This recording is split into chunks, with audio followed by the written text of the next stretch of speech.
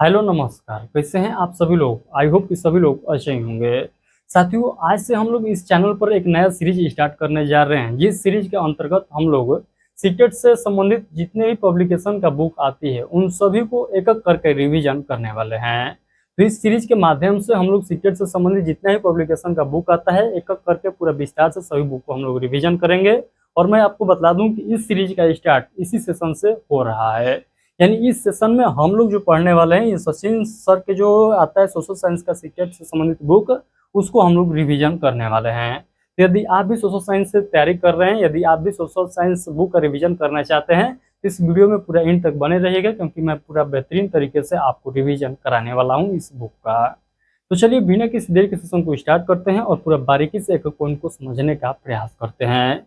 थोड़ा बहुत मैं आपको बता दूं कि यदि आप भी सजेशन देना चाहते हैं इसके संबंध में कि कौन सा बुक को जो है रिवीजन हम लोग पहले करें, कौन जो है सीटेट के पॉइंट ऑफ व्यू से बेस्ट बुक है उसका रिवीजन हम लोग पहले करने का प्रयास करेंगे। तो इसके संबंध में यदि आप भी सजेशन देना चाहते हैं तो इस वीडियो के कमेंट बॉक्स में अपना सजेशन दे सकते हैं। मैं उस पर विचार करूंगा और प्रयास करूंगा कि सबसे पहले उसी बुक का जो है रिविजन यहाँ पर कराया जाए। बट हम लोग जो बुक का रिविजन स्टार्ट करने जा रहे हैं वो है सचिन सर का जो सोशल साइंस का आता है बुक, उसको हम लोग रिवीजन करने जा रहे हैं। तो चलिए बिना किसी देर के सेशन को स्टार्ट करते हैं। यहाँ पर मैं आपको बता दूं कि अभी जो हम लोग स्टार्ट करने जा रहे हैं, अभी जो हम लोग रिवीजन करने जा रहे हैं, जो सबसे फर्स्ट में हम लोग को पढ़ना है इस बुक में बाल विकास के बारे में। तो चलिए हम लोग बाल विकास से ही संबंधित यहाँ पर पॉइंट को क्लियर करने का सबसे पहले प्रयास करते हैं। एक मिनट रुक जाइएगा, क्योंकि यहाँ पर दिखाने के चक्कर में थोड़ा सा जो है गर्म का माहौल है, तो यहाँ पर गर्म बना रहा है, तो थोड़ा सा शुरू में ही इसको साइड कर लेता हूँ ताकि बाद में कोई डिस्टर्बेंस ना हो। तो चलिए हम लोग यहाँ पर पढ़ने का प्रयास करते हैं, रिवीजन करने का प्रयास करते हैं। तो यहाँ पर सबसे पहले हम लोग देख लेते हैं वृद्धि तथा विकास के बारे में, यानी ग्रोथ एंड डेवलपमेंट का हम लोग बात करें तो यहाँ पर देखिएगा बताया गया है कि हर बालक के जीवन में शारीरिक, मानसिक और सामाजिक परिवर्तन होते हैं, लेकिन इन परिवर्तनों की गति और मात्रा अलग अलग होती है। तो देखिए यहाँ पर वृद्धि और विकास में ये सभी पॉइंट जो है शामिल हो जाता है, जहाँ पर बालक के जीवन में शारीरिक विकास के साथ साथ मानसिक विकास और सामाजिक विकास भी होता है। तो कहने का मतलब यही है कि शारीरिक विकास के साथ साथ जो है मानसिक विकास भी होता है, और क्या होता है तो और सामाजिक विकास भी यहाँ पर होता है। तो यहाँ पर ये बतलाया गया है कि ये परिवर्तन जो है अलग अलग हो सकता है। तो चलिए हम लोग अलग अलग तरीके से यहाँ पर जो है देखते हैं किस प्रकार से अलग अलग हो सकता है। यहाँ पर हम लोग वृद्धि को अलग देखेंगे और विकास को अलग देखेंगे, यानी ग्रोथ एंड डेवलपमेंट को हम लोग अलग अलग करके समझने का यहाँ पर प्रयास करेंगे। तो इन परिवर्तनों को हम दो भागों में समझते हैं, पहला वृद्धि यानी ग्रोथ और दूसरा विकास यानी डेवलपमेंट। चलिए हम लोग आगे के पॉइंट को हम लोग क्लियर करते हैं यहाँ पर। तो यहाँ पर हम लोग सबसे पहले पढ़ लेते हैं वृद्धि के बारे में, यानी ग्रोथ के बारे में। तो वृद्धि से अभिप्राय यही है कि शारीरिक अंगों और कोशिकाओं यानी सेल्स में आकार, लंबाई, चौड़ाई और भार यानी वेट में होने वाले परिवर्तन से है। यानी वृद्धि में क्या होता है, यानी ग्रोथ में क्या होता है, तो यहाँ पर शारीरिक विकास होता है, यहाँ पर मानसिक विकास नहीं होता है। ये बात आप लोग ध्यान रखिएगा। इसका विशेषताएं हम लोग देख लेते हैं। तो यहाँ पर मापी जा सकती है, यानी यहाँ पर जो है मापा जा सकता है, किसमें, ग्रोथ में जो भी विकास होगा उसको हम माप सकते हैं, उसका वजन कर सकते हैं। ये क्लियर हो गया होगा आई होप। तो देखिए यहाँ पर समझिए, यहाँ पर कहने का मतलब यही है कि जैसे मान लीजिए बालक का लंबाई बढ़ गया, तो हम लोग ये पता कर सकते हैं कि वो पीछे में लंबाई उसका कितना था और अभी उसका लंबाई कितना है। इसका हम लोग जो है जांच कर सकते हैं, यानी उसका लंबाई का पता लगा सकते हैं, उसका डिफरेंस निकाल सकते हैं। उसी प्रकार से हम लोग उसका वेट का भी जो है यहाँ पर पता लगा सकते हैं। यानी कहने का मतलब कि यहाँ पर हम लोग यहाँ पर क्या कर सकते हैं, तो यहाँ पर नाप या माप सकते हैं, इसमें तो वृद्धि में जो भी यहाँ पर विकास होगा, जैसे लंबाई, वजन, सिर की परिधि, ये सभी जो है हम लोग माप सकते हैं। आई होप कि ये ग्रोथ वाला पॉइंट आप लोग को क्लियर हो गया होगा। चलिए हम लोग आगे के पॉइंट को देख लेते हैं। तो यहाँ पर देखिए बताया गया है केवल शारीरिक, इसमें देखिएगा इसमें सिर्फ शरीर के आकार और अंगों का विस्तार आता है, मानसिक या सामाजिक गुण नहीं। यहाँ पर यह स्पष्ट कर दिया गया है कि यहाँ पर केवल जो है शारीरिक विकास ही होता है, यहाँ पर मानसिक और सामाजिक विकास नहीं होता है। कहाँ पर, वृद्धि में। परिणात्मक यहाँ पर देखिएगा तो इसे अंकों और मापदंडों में व्यक्त किया जा सकता है। आई होप ये पॉइंट आप लोग को क्लियर हो गया होगा। अब आइए हम लोग आगे के पॉइंट को और समझ लेते हैं। तो यहाँ पर देखिए बताया गया सीमित अवधि, यह एक निश्चित आयु तक चलती है, जैसे लगभग 18 से 20 वर्ष की उम्र तक। यानी 18 से 20 वर्ष की उम्र तक जो है जाकर ये स्थगित हो जाती है। यानी जो भी आपका हाइट में वृद्धि होता है, जो भी आपका वेट में वृद्धि होता है, इसमें आपको स्थिरता देखने को मिलती है। कब? तो 18 से 20 वर्ष का उम्र हो जाता है तब। उससे पहले आप लोग देख पाए होंगे कि काफ़ी हाल ही वृद्धि होता है। यहाँ पर यह बतलाने का प्रयास किया गया है कि यहाँ पर जो है सीमित अवधि भी होती है। एग्जाम्पल के माध्यम से आप लोग समझ सकते हैं, अगर कोई बच्चा 1 साल में 2 किलो वजन बढ़ा लेता है और उसकी लंबाई 5 सेंटीमीटर बढ़ जाती है, तो यह ग्रोथ में कहलाएगी, क्योंकि इससे तौला और नापा जा सकता है। तो आई होप कि ये पॉइंट आप लोगों को क्लियर हो गया होगा। और भाई हम लोग आगे के पॉइंट को समझ लेते हैं, विकास के बारे में यानी डेवलपमेंट के बारे में। देखिएगा, विकास एंड डेवलपमेंट के बारे में हम लोग समझ लेते हैं। तो विकास केवल बाहरी बदलाव जैसे ऊंचाई और जो है वजन ही नहीं, बल्कि यह भीतर के बदलाव जैसे सोच, भावनाएं और व्यक्तित्व को भी शामिल करता है। इसीलिए विकास में हमेशा 2 तरह के परिवर्तन होते हैं। तो अभी हम लोगों ने ग्रोथ पढ़ा और उसके बाद यहाँ पर हम लोग देखे विकास। तो ग्रोथ तो शामिल है ही है इसमें। इसमें क्या शामिल है और ग्रोथ के साथ साथ तो यहाँ पर ये शामिल है सोच, भावनाएं और व्यक्तित्व। यहाँ पर आपका मानसिक वृद्धि भी होता है। आई होप कि अब आप लोगों को क्लियर हो गया होगा। ग्रोथ में केवल शारीरिक वृद्धि और यहाँ पर आपको सोचने समझने का भी वृद्धि होता है। कहाँ पर? तो विकास में। तो शारीरिक के साथ साथ यहाँ पर आपका मानसिक वृद्धि भी होता है। मात्रात्मक यहाँ पर देख लेते हैं, तो यह बदलाव संख्या या माप में दिखाई देती है। उदाहरण के तौर पर देख सकते हैं कि ऊंचाई बढ़ता है, वजन बढ़ना, शरीर के अंगों का आकार बदलना, ये जो है सभी इसका उदाहरण हो जाएगा। किसका? तो मात्रात्मक का हो जाएगा। तो आई होप कितना पॉइंट आप लोग को क्लियर हो गया होगा। उसके बाद हम लोग देख लेते हैं गुणात्मक। तो गुणात्मक में देख लेते हैं, तो यह बदलाव व्यक्ति के जो है अंदरूनी गुणों और क्षमताओं में होते हैं।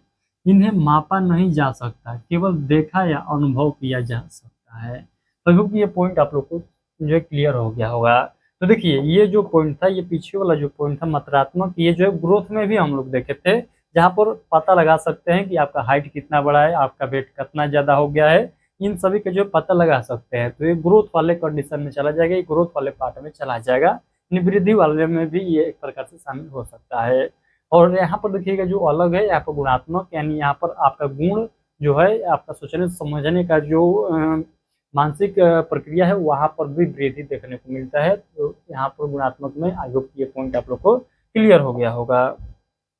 इसका उदाहरण हम लोग देख लेते हैं कि सोचने समझने की क्षमता में जो है सुधार देखने को मिलता है, भावनाओं का विकास देखने को मिलता है, व्यक्तित्व का जो है परिपक्व होना, उस पर जो है दूसरों से संबंध बनाने की क्षमता में भी वृद्धि देखने को मिलती है। तो कितना पॉइंट क्लियर हो गया होगा। यहाँ पर एग्जाम्पल के माध्यम से और समझने का प्रयास करते हैं। जैसे देखिएगा, बच्चा 4 साल की उम्र में 15 किलो का था और 10 साल की उम्र में उसका वजन 35 किलो हो गया। यह मापने योग्य है। वहीं बच्चा पहले केवल माँ से प्यार करना जानता था, लेकिन अब दोस्तों और परिवारों के जो अन्य सदस्यों के साथ गहरे संबंध और भावनाएं दिखाता है। यह मापने योग्य नहीं है, बल्कि अनुभव करने योग्य बदलाव है। ये जो है मापने योग्य है, यहाँ पर शारीरिक वृद्धि हो रहा है और यहाँ पर जो है मानसिक तौर पर वृद्धि हो रहा है, उसका समझना सोचना, ये इसमें वृद्धि हो रहा है। आई होप ये पॉइंट अब क्लियर हो गया है। चाहे आपको एग्जामिनर किसी भी प्रकार से घुमाए, आप लोग अब जो है भ्रमित होने वाले नहीं है, आप लोग अब घूमने वाले नहीं है। इतना मैं डिटेल से समझाने का प्रयास किया हूँ। उसके बाद हम लोग आगे के पॉइंट को देख लेते हैं। तो यहाँ पर देखिएगा सॉरी, विकास वह पैटर्न है जिसमें बदलाव होते हैं। यह बदलाव प्रगति होते हैं, यानी आगे बढ़ने वाले क्रमबद्ध होते हैं, यानी एक निश्चित क्रम में होते हैं, अनुमानित होते हैं, यानी जिनका पूर्वानुमान लगाया जा सकता है। तो देखो कितना पॉइंट आप लोग को क्लियर हो गया है। नहीं क्लियर है तो कोई दिक्कत वाली बात नहीं है। आइए मैं आप लोग को आगे समझाने का प्रयास करता हूँ। विकास की प्रक्रिया, यहाँ पर विकास की प्रक्रिया को हम लोग देख लेते हैं। तो यह जो है प्रक्रिया गर्भाधान से ही शुरू हो जाती है। यानी बच्चा माँ के पेट में ही जब होता है, वहाँ से ही उसका विकास चालू हो जाता है। यानी जब बच्चा पेट में रहता है, गर्भावस्था में रहता है, तो वहीं से ही उसका विकास क्या हो जाता है, शुरू हो जाता है। वहाँ पर शारीरिक विकास होता है। आई होप इतना पॉइंट आप लोग को क्लियर हो गया होगा। पूरे जीवन तक जो है चलती रहती है, यानी ये विकास जो है पूरा जीवन तक चलती रहती है। पेट से स्टार्ट होकर कहाँ तक चलती है, तो जब तक आप इस धरती पर हैं तब तक आप कुछ ना कुछ सीखेंगे ही सीखेंगे। आपका जो है शरीर में जो है वृद्धि होगा, घटेगा भी। आई होप कितना पॉइंट आप लोगों को क्लियर हो गया होगा। यानी जब आप धरती पर आ गए हैं तब से ही आपका जो है वृद्धि स्टार्ट हो गया है। आपका शरीर में विकास होगा, आपके जो है सोचने समझने में भी विकास होगा। यानी कुछ न कुछ विकास होते ही रहेगा पूरे जीवन भर। इसमें वृद्धि और वृद्धावस्था में गिरावट होता है। यानी जब आप कम उम्र के होंगे तो यहाँ पर काफ़ी ज़्यादा ग्रोथ देखने को मिलेगा, और जब वृद्धावस्था में जाएंगे तो आपका ग्रोथ जो है कम हो जाएगा। ये हो जाएगा कि वहाँ पर ऋणात्मक भी देखने को मिलेगा। यानी आपका वजन जो है कम होने लगेगा, आपका हाइट जो है कम होने लगेगा, झुक जाइएगा आगे की तरफ, ये देखने को मिलता है। उसके बाद हम लोग आगे के पॉइंट को देख लेते हैं, विकास में होने वाले बदलावों के प्रकार। विकास एक बहुआयामी प्रक्रिया है जिसमें कई प्रकार के बदलाव शामिल होते हैं। सभी जो है आपस में जुड़े रहते हैं और मिलकर व्यक्ति की पूर्ण प्रगति करते हैं। यहाँ पर जैविक बदलाव हम लोग देख लेते हैं, यह शरीर से संबंधित होते हैं। उदाहरण के तौर पर देख लेते हैं कि ऊंचाई और वजन में परिवर्तन, यह हो जाएगा इसका उदाहरण। मस्तिष्क, हृदय और फेफड़ों का विकास। कारण देखिएगा मुख्य रूप से वंशानुगत गुण और शरीर की परिपक्वता ये जो है इसका उदाहरण हो जाएगा, एग्जाम्पल हो जाएगा। उसके बाद हम लोग आगे के पॉइंट को देख लेते हैं। यहाँ पर देखिएगा बदलाया गया है संज्ञानात्मक बदलाव। यहाँ पर देखिएगा यह सोचने समझने की क्षमताओं से संबंधित है। शामिल होते हैं, क्या शामिल होते हैं, तो ध्यान केंद्रित करना, स्मृति, सीखना, समस्या समाधान, नई अवधारणाएं को समझने की क्षमता, ये सभी जो है इसमें देखने को मिलता है। ये सभी इसमें क्या होता है, शामिल होता है। उसके बाद हम लोग इसका और उदाहरण देख लेते हैं। तो बच्चा बोलना सीखता है, किशोर जटिल गणित हल करना सीखता है। यानी बच्चा बोलना सीखता है, वहीं किशोर जो है जटिल यानी कठिन से कठिन मैथ का प्रश्न हल करना सीखता है। इसका उदाहरण ये भी हो जाएगा। उसके बाद हम लोग आगे के पॉइंट को और समझते हैं। तो यहाँ पर सामाजिक भावनात्मक बदलाव। सामाजिक भावनात्मक बदलाव में हम लोग देख लेते हैं, यह हमारे दूसरे के साथ संबंध और भावनाओं से जुड़े होते हैं। जैसे बच्चा अपनी माँ को गले लगाता है, किशोर खेल हारने पर उदास हो जाता है। जैसे बच्चा माँ को गले लगाता है, वहीं किशोर जो है मैच हार जाने के बाद वहाँ पर शोक मनाता है, यानी उदास हो जाता है। तो आई होप कि ये भी आपको क्लियर हो गया है, क्या सामाजिक भावनात्मक बदलाव। चलिए आगे के पॉइंट को देखते हैं। उसके बाद आता है जीवन काल जो है आधारित विकास की विशेषताएं। तो जीवन काल आधारित विकास की विशेषताएं के बारे में देख लेते हैं। तो इसमें पहला पॉइंट देख लेते हैं, विकास जीवन भर होता है। तो विकास गर्भाधान से शुरू होकर मृत्यु तक चलता है, जो कि मैं आप लोग को पहले ही क्लियर कर दिया हूँ। इसमें सकारात्मक बदलाव और नकारात्मक बदलाव दोनों होते हैं। यह प्रक्रिया गतिशील होती है। उदाहरण के तौर पर देख सकते हैं कि बचपन में बोलना सीखना और बुढ़ापे में स्मृति कम होना, ये जो है इसका उदाहरण हो जाएगा। यहाँ पर जो है बचपन में आप लोग काफ़ी ज़्यादा ग्रोथ देखते होंगे, और वहीं बुढ़ापा अवस्था में देखिएगा तो वहाँ पर आपका ग्रोथ घटने भी लगता है। उसके बाद हम लोग देख लेते हैं विकास एकीकृत होता है। विकास एकीकृत होता है जैसे जैविक, संज्ञानात्मक और सामाजिक भावनात्मक प्रक्रियाएं आपस में जुड़ी होती है। उदाहरण के तौर पर देख सकते हैं मस्तिष्क का विकास, यानी सोचने की क्षमता और रिश्ते और भावनाएं, ये सभी जो है इसके एग्जाम्पल हो जाएंगे। उसके बाद हम लोग आगे के पॉइंट को देख लेते हैं। तो यहाँ पर देखिएगा बताया गया है विकास बहुआयामी होता है। विकास जो है ये क्या होता है, बहुआयामी होता है। किसी आयाम के कुछ हिस्से बढ़ते हैं तो कुछ घटते हैं। उदाहरण के तौर पर देख सकते हैं उम्र के साथ अनुभव बढ़ता है, लेकिन शारीरिक गति कम होती है। यानी उम्र जैसे जैसा बढ़ेगा, 18 वर्ष 20 वर्ष के बाद उम्र जैसा जैसा बढ़ेगा उस हिसाब से आपका जो है शारीरिक जो गतिविधियाँ है वो घटती है, लेकिन अनुभव बढ़ता है, एक्सपीरियंस बढ़ता है। ये आप लोग गौर किए होंगे। विकास लचीला होता है। चौथा पॉइंट पर हम लोग देख लेते हैं, विकास लचीला होता है। यहाँ पर मानसिक और व्यवहारिक विकास में बदलाव संभव है। लचीलापन हर व्यक्ति में अलग अलग होता है। उदाहरण के तौर पर देख सकते हैं, वृद्धावस्था में भी नई भाषा सीखना संभव है। यानी वृद्धावस्था में भी आप लोग जो है नया भाषा सीख सकते हैं, नया कुछ सीख सकते हैं, क्योंकि ये आप पर निर्भर करता है कि आप किस वातावरण में रहते हैं, क्या सीखना चाहते हैं, क्या सीखना नहीं चाहते हैं।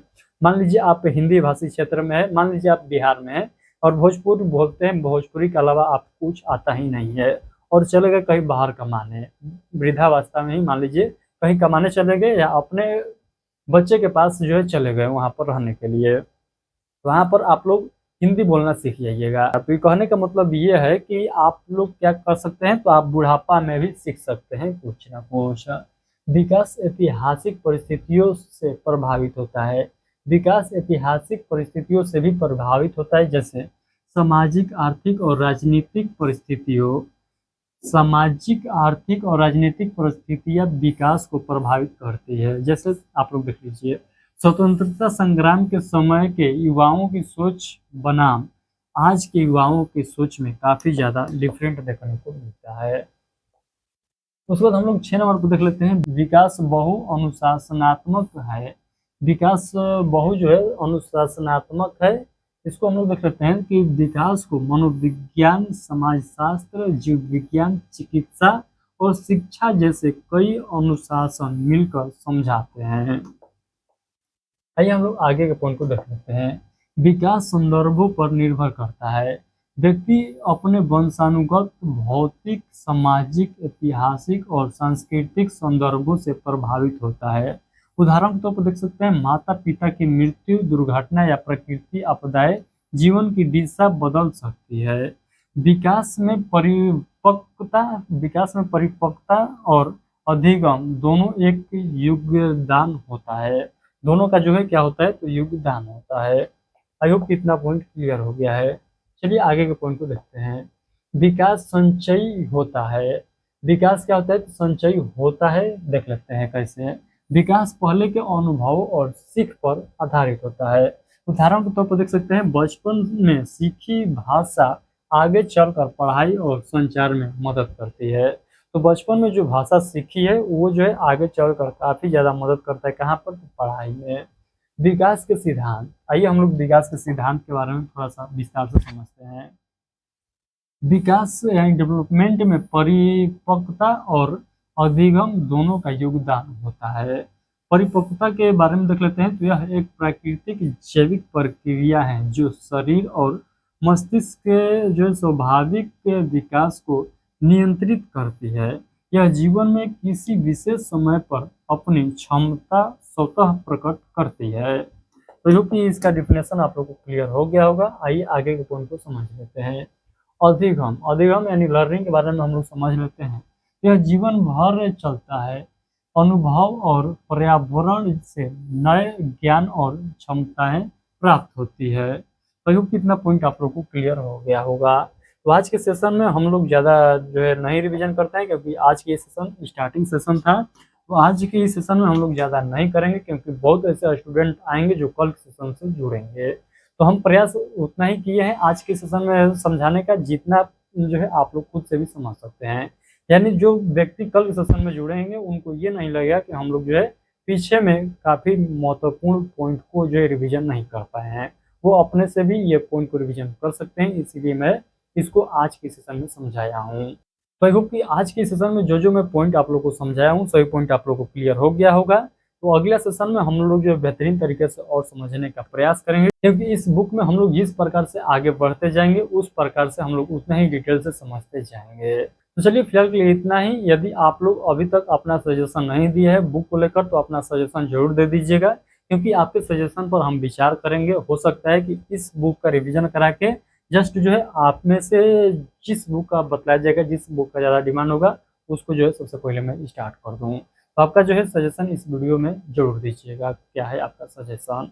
चलिए फिलहाल के लिए इतना ही। इस जो है सेशन को आप लोग दूर तक शेयर करिए और सभी को बता दीजिए कि जो है यहाँ पर एक सीरीज स्टार्ट हुआ है, जिस सीरीज के अंतर्गत हम लोग सभी प्रकार के पब्लिकेशन का बुक का रिवीजन करने वाले हैं, जो सीटेट से संबंधित बुक है।